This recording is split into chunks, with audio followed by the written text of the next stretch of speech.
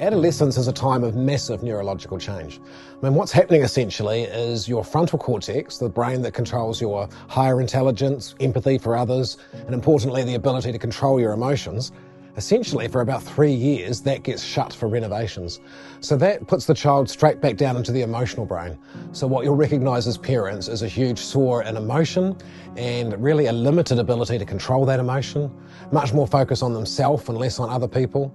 I mean, these are all usual, normal things for adolescence. It's been happening for a long time, but it does mean it's a difficult time for the teenager. If your teenager's acting irrationally, the best thing you can do to support is really to stay calm yourself and to be empathetic. It is normal for teenagers to act irrational during adolescence. So a good strategy to help them calm down is for you to reflect back the emotion behind what they're feeling. Parents often want to go straight to the strategy to help solve the problem, but a more effective strategy is to reflect back the emotion. That might be saying something like, "It sounds like that made you angry."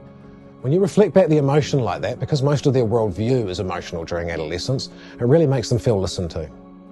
If you're having trouble with your teenager communicating with you, perhaps the answer is to focus on listening rather than getting them to talk. Often conversations with our teenagers inadvertently turn into arguments because the parent, so eager to help the child, is often very quick to go to strategies for what the child should do.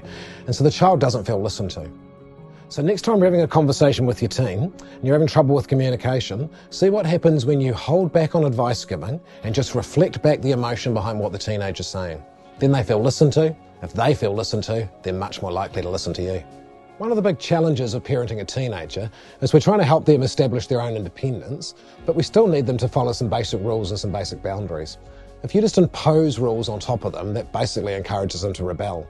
Whereas if you sit down, negotiate with your teenager, ask them for their input, what they think are good ideas, and establish the boundaries that way, there's just way more chance they will follow those boundaries because they were included in the making of them.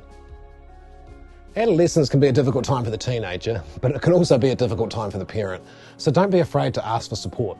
Within your own family networks, within your own network of friends, you probably have people that have already parented teenagers successfully. So don't be afraid to ask for support and help. Up and down the country, there are courses being offered to help parents parenting teenagers. So don't be afraid to use those courses.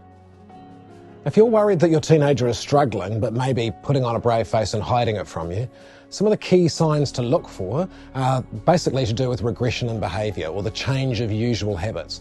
So if there are suddenly big changes to their sleep patterns, their eating patterns, their ability and their willingness to socialise with other people, they're the real red flags to look out for. So just look for those key changes in behaviour. Just remember, adolescence is a difficult time for everybody, so prioritise the relationship, be empathetic, and stay connected to your teenager. That's what's going to help you get through and enjoy those years to the maximum.